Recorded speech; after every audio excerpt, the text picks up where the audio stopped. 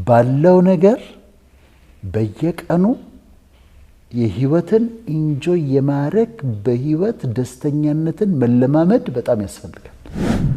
ቀጠሮ ግን ከሰጠን እንዲህ ሲሆንልኝ ደስተኛ ሆናለሁ፣ መኪና ስገዛ ደስተኛ ሆናለሁ፣ አሜሪካ ሲሄድ ደስተኛ ሆናለሁ፣ ሳገባ ስወልድ ደስተኛ ሆናለሁ ብለን ከጠበቅን መቼም ደስተኛ ነው። ታችን ጋር ህይወታችን እንደ አዲስ አንጀምርም? ለምን እንደ አዲስ መኖር አንጀምርም?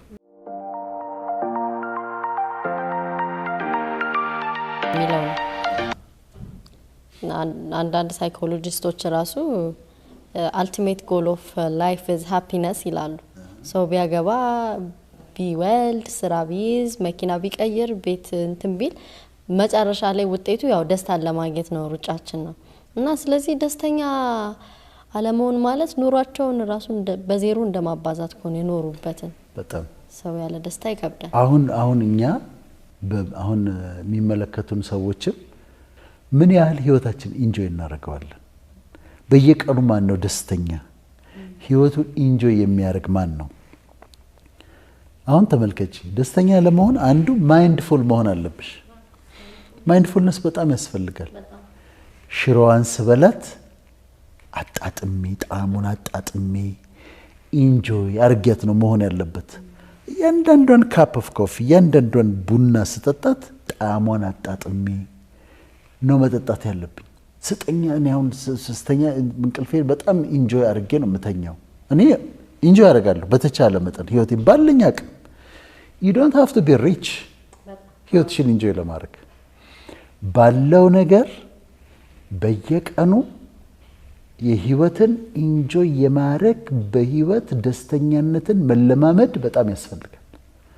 ቀጠሮ ግን ከሰጠን እንዲህ ሲሆንልኝ ደስተኛ ሆናለሁ፣ መኪና ስገዛ ደስተኛ ሆናለሁ፣ አሜሪካ ሲሄድ ደስተኛ ሆናለሁ፣ ሳገባ ስወልድ ደስተኛ ሆናለሁ ብለን ከጠበቅን መቼም ደስተኛ ነው። ሲመጣ ያ ነገር ሲሆን ሌላ ነገር ይጎደላል። ሁሉ ጊዜ ይጎደል ነገር አለ። ይሄ ሲስተካከል ያ ያስተካከል ያ። ስለዚህ ውሳኔ ያስፈልጋል። አሁን እነሱ ኢንጆይ አላረኩም ብለው የሚጸጸቱ ከሆነ እኛ ምን ማድረግ አለብን? ህይወታችንን ኢንጆይ ማድረግ በትናንሿ ነገር ማይንድፉል ሆነን እያንዳንዷን ነገር ኢንጆይ ማድረግ እና ደስታን መፍጠር ነው ያለብን። አሁን ያልሽው ነው። ደስታ ከየትም አይመጣም፣ ወይ ከሰማይ ከእግዚአብሔር ነው የሚመጣው። I have to create it። እኔ ወስኜ ደስታን ልንፈጥረው እንችላለን። አሁን ዝም ብለን ደብሮ እንደዚህ ቁጭ ካለን አንዱ አይዲያ ያመጣል። ላይፍ ኢንጆይ ማድረግ የለመደ ለምን በቆሎ ገዝተን አንቀቅልም ይላል። ከዛ ሄዶ በቆሎ ቀቅሎ እንትን ይዝመጣል፣ እሳቱን ያስተካክላል፣ ውሃ ይጥዳል ምናምን። በቆሎ ቀቅሎ ትኩስ በቆሎ ምናምን ጆክ እያወራልሽ እያጫወተሽ መንፈሳዊ ነገር እያወራ ክሬኤት ያደርገዋል። ሞመንቱ ላይ ደስ የሚያሰኝ ነገር ሞመንት ታደርጊያለሽ። አልበዚያ ዝም ብለን ደብሮን የሆነ ቀን ደስታ ይመጣል ብለን በድብርት ካሳለፍነው አመታቶቹ ያልፋሉ ደስተኛ ሳንሆን። ስለዚህ እንደ አዲስ እንጀምር። አሁን እንደውም ዛሬ እኔ እንድናደርግ የምፈልገው ከተመልካቾቻችን ጋር ለምን ህይወታችን እንደ አዲስ አንጀምርም? ለምን እንደ አዲስ መኖር አንጀምርም? አሁን በእነዚህ ፕሪንሲፕሎች ቅዱስ ቃሉ ላይ አለ፣ በዙፋኑ ላይ የተቀመጠው ሁሉንም አዲስ አደርጋለሁ አለ ይላል። በዙፋኑ ላይ የተቀመጠው ሁሉንም አዲስ አደርጋለሁ አይደል? እና አዲስን ነገር አደርጋለሁ የሚልም አለ ኢሳይያስ ላይ፣ ያኛው ራእይ ላይ ነው። አዲስን ነገር አደርጋለሁ ይላል። እና አዲስ ነገር እንወዳለን።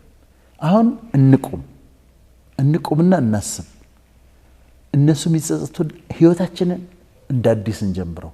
አደን ያው ሰሞኑን አስቦ የነበረው ነው። አሁን ደግሞ ኑሮዬን እንደ አዲስ ደግሞ ጀምራለሁ እያልኩ ሰውስን ነበር። ስለዚህ ካንቺ ጋርና ከተመልካቾች ጋር አብረን እናደርገዋለን። እስቲ እንደ አዲስ እንጀምር። ያለፈው አልፏል። ላለፈው መዝጊያ እናበጅለታለን። ባለፈው ሳነሳው ነበረ ጌስታልት ቴራፒ የሚባል። ጌስታልት ቴራፒ ጌስታልት ጀርመናዊ ነው እና እሱ ምን ይላል? ሰዎች ደስተኛ እንዳይሆኑ ከሚያረጋቸው ነገሮች አንዱ ያልተዘጉ ሆሎች አሉ፣ ሉፕ ሆሎች አሉ በህይወታቸው። ክሎዥር ያላገኙ ግጣም ያላገኙ የህይወት ምዕራፎች አሉ። እነሱን ዝጓቸው፣ ሰላም ታገኛላችሁ ነው የሚለው። ስለዚህ እኔ ራሴ አሁን ሰሞኑን ሳስብ የነበረው ያለፈው ዘመኔን ዘጋና እንደ አዲስ ደግሞ ጀምራለሁ ቀሪ ዘመኔ ላይ ግን ምን ወስናለሁ? ኢንጆይ ላረገው ኤቭሪ አወር ኦፍ ኢት ኤቭሪ ዴይ ኦፍ ኢት ኢንጆይ አድርገዋለሁ ብዬ ወስናለሁ።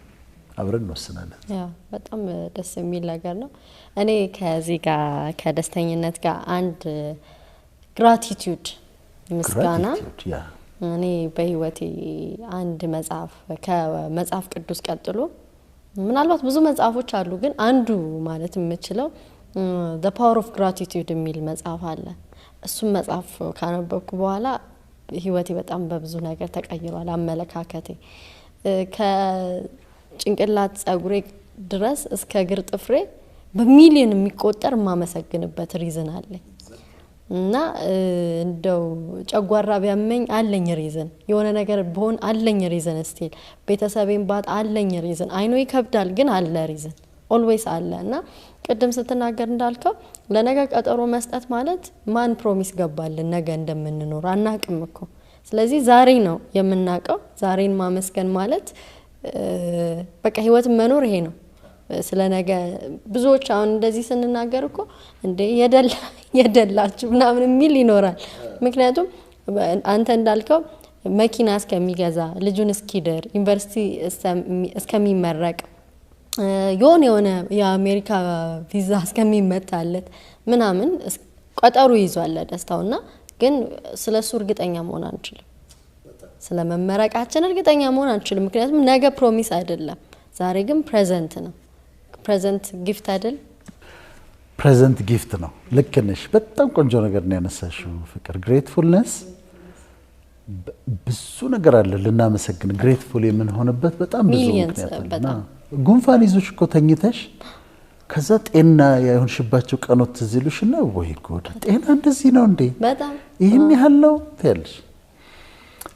አሁን አሜሪካንን አነሳሽ። እኔ አሜሪካ ከመሄዴ በፊት በጣም ነበር የምጠብቀው ቪዛ ለማግኘት እና በቃ ትኔ ዶክተር ሆኛለሁ አሜሪካ መሄድ እዛ ሬዚደንሲ መስራት ስፔሻላይዝ ማድረግ ምናምን እያልኩ ነው የምጠብቀው።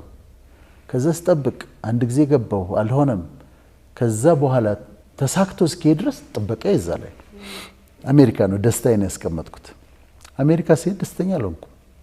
ተመልሼ መጣሁ በ6 ወሩ 6 ወር ነው የቆየሁት። ስለዚህ ያስኩት ቀጠሮ ልክ አልነበረም ማለት ነው። ሜዲካል ተማሪዎች ሆነን ግራጁዌት ስናረግ የምናረግባትን ቀን ነበር የምንጠብቀው ዶክተር ተብለን የምንጠራባት። ግራጁዌሽን ቀን መጣ። ግራጁዌሽን ቀን እኔ አንድ ዘመዴ ውስኪ አምጥቶልኝ ነበርና እንደዚህ ይዤው ነበር ውስኪውን። አይ ዋስ ሶ ዲስአፖይንትድ። በጣም ካዘንኩባቸው ቀኖች አንዱ ግራጁዌት ያደረኩበት ቀን ነው። እዛ ጋር ነው ያስቀመጥኩት ጎል እሱ ነው። ከዛ ጎሉ ጋር ስደርሽ ይሄ ነው እንዴት ያለሽ በቃ ዶክተር ተባልኩኝ። አሁን ምንድነው ቀጠሮ አትያዙ ደስተኛ ለመሆን። አሁን ግሬትፉል ሆኑ። ባላችሁ ነገር ደስተኛ ሁኑ። ገንዘብ እጥረት ሊኖር ይችላል፣ ቤቱ ላይ መች ይችላል። ደስታን ፍጠሩት፣ ኢንጆይ ማድረግን ፍጠሩት። ይሄ ሀገራዊ ሀዘናችን ሲመጡ እንደሱ እንዳለ ሆኖ ግን ኤቭሪዴይ እያንዳንዷን ቀን ኢንጆይ ለማድረግ ከወሰንን ከዛ ኢንጆይ እናደርገዋለን። ህይወታችን ጣፋጭ ይሆናል። ልጆች ያላቸው ሰዎች ይኖራሉ። የማይረባ ስብሰባ ላይ ሲሰበሰቡ ኮሚቴ ቦርድ ምናምን ሲሉ አያመሹ ነው የሚመጡት። ብዙ ጊዜ ቤታቸው ልጆቻቸው ሲያድጉ አያውቋቸውም። ሳያውቋቸው ልጆቹ የሚያድጉት። ካደጉ በኋላ ሪሌሽንሺፕ ከልጆቻቸው ጋር ለመስራት ሲሞክሩ ኢትስ ቱ ሌት። ቤት ያውቃል አንተ ማታ ከተኙ በኋላ ነው የምትመጣው። እና ቀንሰን ልጆቻችንን ኢንጆይ ማድረግ፣ ህፃን እያሉ ዳያፐር መቀየር፣ አባትም ሆኖ ጡጦ ማጠጣት የግድ አንቺ ወይ ውሰጅና ጠጪው ወይ ውሰጅና ዳያፐሩን ቀይር፣ አንተ ቀይር እንጂ አንተ ቀይርለት፣ ኢንጆይ አድርገው፣ ጡጦን አጠጣው፣ ምግቡን አብላው። ልጆቻችንን ሲያድጉ ማየት እኔ በዚህ እግዚአብሔርን አመሰግናለሁ። ልጆቼን እያንዳንዱ ህይወታቸውን እድገት እያየኋቸው ነው ያደጉት እስካሁን ድረስ። አሁን ቲኔጀርስ ሆነው ትንሽ ነፃነታቸው ምናምን እያሉ ነው እና ግን ከህፃንነታቸው ጀምሮ በቃ ያየሁት ነው ያደኩት። ኢንጆይ አድርጌያቸዋለሁ። ግን ልጆች ብቻ አይደለም ወንድም እህቶችሽን ኢንጆይ አድርጌያቸው። ፋሚሊ ያጎትሽ ልጆች፣ ያክስትሽ ልጆች፣ ወንድም አሁን በየቤተሰቡ ወንድምና እህት ተጣልቶ የሆነ ጠብ መቀያየም የሚባል ነገር እንዴት እንደምጠላው ልነግርሽ አልችልም። ተቀያይመው ተጣልተው እህትሽን ኢንጆይ አድርጊያት፣ ቁጭ ብለሽ አውሪያት። ወንድም ጋር እንደዚህ ፋሚሊ ጊዜ ውሰዱ። ቤተሰብ ተሰብሰቡና የሆነች ቀይ ወጥ ሰርታችሁ ምናምን እንደዚህ አድርጉና ሳቁ፣ ተጫዋቱ፣ ኢንጆይ አድርጉት። ፋሚሊን ኢንጆይ ማድረግ። እናት አዛውንት እናት ትኖራለች፣ በግድ ነው ሄደው የሚጠይቋት። አዛውንት አባት ይኖራሉ፣ በግድ ነው ሄደው የሚጠይቅ። ሂድና ከእናትህ ጋር ቁጭ ብለህ አውራ፣ ከእናትሽ ጋር ቁጭ ብለሽ አውሪ። እና ፋሚሊ እነዚህ ሰዎች አሁን የቆጫቸው ምንድን ነው? ከልጆቼ ጋር ጊዜ ያልወሰድኩ። አባቴ ሲለምነኝ እናቴ ቪዚት አድርገኝ እያለች፣ ጥናቱ የተጠናው አሜሪካን ሀገር፣ እናቴ ቪዚት አድርገኝ እያለች ስትለምነኝ እናቴን ሄጄ አላዋራትም ነበር። ምን አለበት ጊዜ ብሰጣት ኖሮ ለእናቴ፣ ምን አለ ለእህት ወንድሞቼ ጊዜ ብሰጣቸው ኖሮ የሚል ነው እንዲህ ህይወት ሊያልፍ። ስለዚህ ሁለተኛው ይሄ ነው። እዚህ ጋር እንደውም ሳላነሳ ማለፍ የምፈልገው ነገር ዶክተር፣ ብዙዎች በተለይ ወላጆች ከልጆቻቸው ጋር በቂ ጊዜ ላለማሳለፋቸው አንድ ምክንያት የሚያደርጉት ምንድነው? ለልጆች አይደለ ወይ ምሯሯጠው፣ ለልጄ ብዬ ነው ይሄን ኢምፓየር፣ ይሄንን ስራ፣ ይሄንን ብዙ የሚያመጡት ምክንያት አለ። እዛ ጋር ግን አስተማሪ ወላጅ አምጣ ሲባል የለም። ልጁ የሆነ ፕሮግራም ወይም ደግሞ የሾ የአርት ውስጥ ሊሆን ይችላል፣ ሳይንስ ፌር ሊኖራቸው ይችላል። በሱ ጊዜ አባትየው አይኖር፣ አብሰንት ነው ብዙ ጊዜ በተለይ ወይም እናትም ልትሆን ይችላለች። እና የሚሰጡት ምንድነው? ለልጄ ነው ብሮጥም ለልጄ ነውና ለልጃቸው ብለውም ነው ደግሞ። በእርግጥ ግን ፕራዮሪቲ መደረግ ያለበትን ነገር መለየት ያለባቸው ይመስለኛል። ኤግዛክትሊ ኤክሰለንት። በጣም ፍቅር። አሁን ብዙዎቹ ኤክስኪውዛቸው እሱ ነው። ለልጄ ነው ብዬ ይላሉ። በጣም ትራቨል ያደርጋሉ፣ የሉም ቤት ውስጥ። ልጆቹ ከተኙ በኋላ ነው የሚመጡት። ምናልባት ጠዋት ሲነሳ ሃይ ምናምን ተባብለው ይወጣሉ። ልጆቹም ወደ ትምህርት ቤት ይሄዳሉ። ግን እሱ ልክ አይደለም። ሲያድጉ ያጧቸዋል። ምንም ከገንዘቡ ይልቅ የሚሰጧቸው ፍቅር ነው የሚበልጠው፣ የሚሰጧቸው ጊዜ ነው የሚበልጠው። ሌላው እኔ በጣም እንደው ቤተሰቦችን እንደው በጣም እንደው መለመን የምፈልገው ነገር አለ። ምን እንደሆነ ታውቂያለሽ? የሚቀያየሙት ነገር እህት ከእህት ጋር ተቀያይመው አይነጋገሩም ፎር ይርስ። ወንድምና እህት ተጣልተው ለአመታት አይገናኙም፣ ለአመታት አይነጋገሩም።